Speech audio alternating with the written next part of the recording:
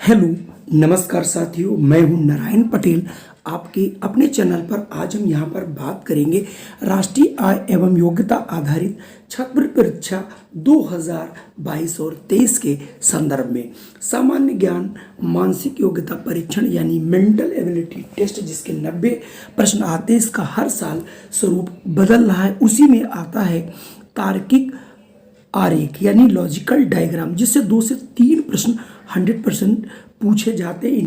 आइए इन प्रश्नों को हम उदाहरण के द्वारा बहुत ही आसानी से समझते हैं और अपनी परीक्षा में बिल्कुल इन्हें 100% कर पाएंगे। तो आइए समझते हैं तार्किक आरेख यानी लॉजिकल डायग्राम आखिर होता क्या है। तो तार्किक आरेख दो या दो से अधिक वस्तुओं या स्थानों, गुणों और मदों के बीच एक आपसी संबंध को निरूपित करता है। तार्किक आरेख यानी इसमें चित्र बने होते हैं के अंतर्गत दो या दो से अधिक मद प्रस्तुत किए जाते हैं और इनके बीच आरेखों की विभिन्न व्यवस्थाएं दी गई होती हैं। दिए गए आरेखों से कोई एक आरेख मद के समूह के आपसी संबंधों को सही सही व्यक्त करता है। जो आरेख संबंधों को सही सही व्यक्त करता है वही आरेख आपका उत्तर होगा। मतलब किसी चीज में एक संबंध होगा, वो संबंध आपको आप वेन आरेख है यानी उसमें या तो वर्ग बनाए गए होंगे या आयत या त्रिभुज। लेकिन इन सभी आकृतियों को छोड़कर इस समय सबसे अधिक वृत्तों का प्रयोग किया जाता है। तो 90% जो प्रश्न आते हैं वो वृत्त ही बन करके आते हैं। तो सबसे पहले वस्तुओं, स्थानों, गुणों, मदों के बीच निम्न प्रकार से संबंध हो सकता। बस यहीं से आप एक नंबर हम लेते हैं। पहले, जब एक मद दूसरे मद में तथा दूसरा मद तीसरे मद में पूर्णतः समाहित हो तो इस प्रकार के तार्किक को कैसे समझा जाए। तो अगर एक कोई मद है, कोई बड़ा सा, ये मान लीजिए, सपोज कर लीजिए, मैं आपको बहुत छोटा एक उदाहरण यहाँ पर देने वाला हूँ जिससे आप इसको बहुत आसानी से समझ पाएंगे। तो अगर आपके पास मान लिया कोई एक संबंध दिया है, जैसे मेरठ, उत्तर प्रदेश और भारत, यानी आपके सामने है एक मेरठ, फिर उसके बाद है उत्तर प्रदेश और उसके बाद है ये भारत। तो आप समझ रहे होंगे, अगर भारत के अंदर उत्तर प्रदेश आता है तो ये मान लीजिए भारत है, तो भारत के अंदर इसको उत्तर प्रदेश बना लीजिए और उत्तर प्रदेश के अंदर मेरठ आता है। तो ये एक संबंध इस प्रकार से निकल के आता है। तो इसको आप लॉजिकल डायग्राम से कैसे समझते हैं, तो आइए आगे देखते हैं। अब आप देखिए प्रश्न कैसा आएगा। दी गई रेखा आकृतियों में से कौन सी आकृति मेरठ, उत्तर प्रदेश और भारत के संबंधों को प्रदर्शित करता है। तो चूंकि मैंने आपको पहले बताया भारत, तो भारत के अंदर आएगा आपका ये भारत है, भारत के अंदर आएगा उत्तर प्रदेश और उत्तर प्रदेश में मेरठ। तो इस प्रकार से 4 विकल्प दिए होंगे, तो आपका चौथा सही होगा। तो आइए इसकी व्याख्या कर लेते हैं। चौथा कैसे। मेरठ उत्तर प्रदेश का एक शहर है तथा उत्तर प्रदेश भारत का एक राज्य है। ये सभी विकल्प 4 के अंतर्गत दिए गए आरेखों में इस प्रकार से प्रदर्शित होंगे। तो यहाँ से आप अगर उत्तर देखेंगे तो आपका चौथा वाला बिल्कुल सही होगा। चलिए अब हम दूसरे प्रकार की रीजनिंग को देखते हैं। दूसरे प्रकार की रीजनिंग क्या है। जब सभी मद अलग अलग हैं, अर्थात इनमें से थोड़ा सा भी आपस में संबंध नहीं है। इसका मैं उदाहरण आपको बाद में बताऊंगा। पहले मैं बता दूं कितने प्रकार के ये प्रश्न आ सकते हैं। अगला आपका मद है। अगला प्रश्न किस प्रकार का आता है। जब एक मद दूसरे मद से पूर्णतः समाहित होता है जबकि तीसरा मद पूर्णतः अलग अपने अस्तित्व में रहता है। दो तो एक में हो और तीसरा वाला बिल्कुल अलग हो। अगला आपका आ सकता है, जब दो मद किसी एक व्यापक जाति में पूर्णतः समाहित हो परंतु वे आपस में पूर्णतः या अंशतः समाहित नहीं होते। इस प्रकार का भी प्रश्न आते हैं। जब आप उदाहरण भी देखेंगे तो आपके बहुत अच्छा समझ में आएगा। पांचवा है, जब एक मद दूसरे मद से अंशतः समाहित होता है जबकि तीसरा मद पूर्णतः अलग होता है। अब ये सारे प्रश्न आपको कराऊंगा। जब कोई एक मद किसी अन्य मद में अंशतः या समाहित होता है।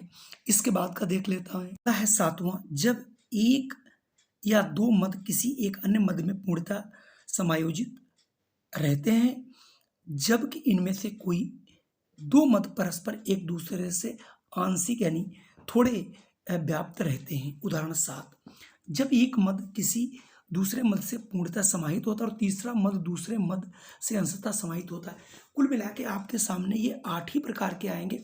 इसके अलावा हम आपको और कई प्रकार के बताएंगे, लेकिन 8 प्रकार के पढ़ लेंगे, उसमें से ही आपको 2 से 3 प्रकार के 100% मिल जाएंगे। तो आइए अब हम उदाहरणों को आगे बढ़ाते हैं। देखिए अगला प्रकार ऐसा आ सकता है कि दी गई आकृतियों में से कौन सी आकृति मेरठ, आगरा, इलाहाबाद के संबंधों को प्रदर्शित करती है। जैसा कि मैंने दूसरा बताया था कि जब तीनों चीजें अलग अलग हों तो देखिए मेरठ, आगरा और इलाहाबाद में कोई संबंध नहीं है, तीनों जिले हैं लेकिन इनका आपस में कोई संबंध नहीं है। तो यहाँ से ऑप्शन ए सही हो जाएगा, ना दूसरा ना तीसरा और ना चौथा, इनमें से कोई सही नहीं होगा क्योंकि तीनों अलग हैं। इसको और भी विस्तृत अगर देखना है तो मैं आपको इसका आंसर आपको मैं दिखा देता हूं। ये देखिए यहां से कि मेरठ, आगरा तथा इलाहाबाद तीनों अलग अलग हैं, उत्तर प्रदेश के शहर हैं। ये सभी लक्षण विकल्प 1 में मौजूद थे, इसलिए यहां पर देखिए तीनों का अलग अलग बनाना उचित रहा। अगला बात करें कि दी गई रेखा आकृतियों में से कौन सी आकृति मेरठ, उत्तर प्रदेश तथा मध्य प्रदेश के संबंधों को प्रदर्शित करती है। अब यहाँ पर ये थोड़ी सा अच्छा प्रश्न है जिसे आप देख करके बता पाएंगे कि ऐसा यहाँ पर कैसे किया जा रहा है। अगर आप यहाँ देखें, कह रहा है कि मेरठ और उत्तर प्रदेश। अब आप देखिए यहाँ पर एक चीज समझ में आएगी कि आपका एक उत्तर प्रदेश है और उत्तर प्रदेश के अंदर ही मेरठ आता है, लेकिन मध्य प्रदेश न उत्तर प्रदेश से उसका संबंध है ना ही मेरठ से, तो वो अलग जगह पर अपना स्थान बनाएगा। तीनों चीजों को एक साथ प्रदर्शित करना है, इसलिए यहाँ पर ऑप्शन, अब मुझे लगता है ऑप्शन तीसरा वाला सही होगा। ये कैसे सही है, इसको आप बहुत आसानी से इसकी व्याख्या को हम पढ़ सकते हैं। मेरठ उत्तर प्रदेश राज्य में स्थित है, एक शहर है तथा मध्य प्रदेश एक अलग राज्य है। ये सभी लक्षण विकल्प 3 में मौजूद है। क्यों? मेरठ चूंकि उत्तर प्रदेश में आता है इसलिए उत्तर प्रदेश के अंदर मेरठ को बना दिया गया, और जबकि मध्य प्रदेश का इनसे कोई संबंध नहीं है इसलिए उसे अलग बनाया गया है। तो आइए चौथे प्रकार की रीजनिंग की ओर बढ़ता हूं कि चौथी रीजनिंग है कि दी गई रेखा आकृतियों में से कौन सी आकृति मेरठ, आगरा तथा उत्तर प्रदेश के संबंधों को व्यक्त करती है। जैसा कि आपने अभी देखा था, अब यहाँ पर आपने देख रहे होंगे मेरठ और आगरा ये दोनों उत्तर प्रदेश के अंदर आते हैं, लेकिन इनमें अगर आप देखें तो आपका मेरठ और आगरा का संबंध कोई नहीं है, इसलिए उत्तर प्रदेश यानी एक बड़ी समष्टि बनाएंगे, उसी के अंदर मेरठ बना देंगे और उसी के अंदर आगरा, चूंकि इसके अंदर ये आते, तो इस प्रकार से ये चौथा विकल्प आपका सही होगा। देखिए इसी की व्याख्या उन्होंने अगले में करके आपको दिखा भी रहे हैं कि मेरठ और आगरा दो शहर हैं जो कि किसके हैं, उत्तर प्रदेश राज्य में हैं। तो ये सभी लक्षण चौथे के अंदर आपको मौजूद हैं और चौथा आपको बहुत आसानी से दिखाई पड़ रहा है। अगर मैं अगले की बात करूं पांचवें की, पांचवें में आपसे पूछा जा रहा दी गई रेखा आकृतियों में से कौन सी आकृति घर, देखिए घर बता रहा, महिला और शिक्षक के संबंधों को व्यक्त करता है। यानी अब आपको घर भी देखना है और महिला को देखना है और शिक्षिका को देखना है। अगर आप यहाँ देखें तो आप ये भी सोच सकते हो ये थोड़ा अलग अलग है, लेकिन ऐसा बहुत अच्छे ढंग से अगर आप इसको देखें और इसका एक तर्क लगाएंगे तो आपको कुछ चीज़ें यहाँ पर अलग सी नज़र आएंगी। कि अगर आप इसका हम तीसरा अगर आप देखते हैं तो चूंकि घर और एक महिला और शिक्षिका, तो किसी भी घर के अंदर यानी कुल मिला के महिला चूंकि शिक्षिका होती हैं और घर का संबंध न तो जो महिला से है और ना ही शिक्षिका से है। तो इसमें देखिए तीसरा है कि महिला तो शिक्षिका हो सकती है, तो ये दोनों आपस में पूर्णता नहीं लेकिन आंशिक रूप से समाहित हो सकते हैं, लेकिन घर का इनसे संबंध वैसे नहीं है, तो इसलिए यहाँ से तीसरा विकल्प आपका सही होगा। तो आइए इसका मैं व्याख्या सहित उत्तर भी पढ़ देता हूँ। मैंने आपको बताया था वही यहाँ पर व्याख्या की गई है, कुल महिला शिक्षिका होती है, ठीक है, कुछ मतलब है यहाँ कुल नहीं कुछ, और घर का संबंध ना तो महिला से है और ना ही शिक्षिका से है। ये सभी लक्षण विकल्प 3 में मौजूद हैं। घर को यहाँ अलग कर दीजिए, चूँकि महिला शिक्षिका हो सकती थी इसलिए उसमें एक अंशतः शिक्षक भी पुरुष होता है, इसलिए वहाँ पर इसका थोड़ा-सा ये हिस्सा जो है ये महिला और शिक्षिका को दर्शा रहा है। अगर छठे प्रकार के प्रश्नों की बात करें तो दी गई रेखा आकृतियों में से कौन सी आकृति तोता, नर और खरगोश को समझाती है? तो अब आपको यहाँ पर थोड़ा-सा ये चीज़ें यहाँ पर समझनी है और बहुत ही आसानी से बताना है। अब आप यहाँ पर वैसे तो तीनों अलग-अलग हैं, आप ये ए पे जा सकते हैं, लेकिन यहाँ पर जो एक चीज़ दी गई है पुल्लिंग की बात, तोता, नर, खरगोश, इसका मतलब तोता और नर और ये खरगोश। तो नर एक ऐसा शब्द है, ये नर आपका खरगोश भी हो सकता है, नर आपका तोता भी हो सकता है, यानी नर ये दोनों इससे तोता और खरगोश से संबंध रख सकते हैं, इसलिए यहाँ पर दूसरे विकल्प को चुनना बहुत आसान होगा और अच्छा भी रहेगा। आइए इसकी मैं व्याख्या भी पढ़ देता हूँ। लिखा है तोता तथा खरगोश दोनों अलग अलग होते हैं, परंतु दोनों तोता और खरगोश कुछ नर होते हैं। ये सभी विकल्प 2 के अंतर्गत आ सकते हैं, इसलिए दूसरा विकल्प यहाँ पर इनमें से चुनना आपको आसान रहेगा। तो कुल मिला के आपको थोड़ी सी अगर प्रैक्टिस करेंगे तो ऐसा नहीं कि आपको प्रश्न समझ नहीं आएंगे। अगला है, दी गई रेखा आकृतियों में से कौन सी आकृति व्यक्ति, लेखक तथा पुरुष के संबंधों को व्यक्त करती है? अब यहाँ पर भी वही चीज़ें आपको कई चीज़ें बार बार बताई जाएंगी, यानी सभी लेखक पुरुष तथा व्यक्ति के अंतर्गत आते हैं। जितने भी लेखक हैं, अब आपको थोड़ा अपना माइंड को विराट करना पड़ेगा। व्यक्ति ही लेखक हो सकता है, व्यक्ति ही आपका पुरुष।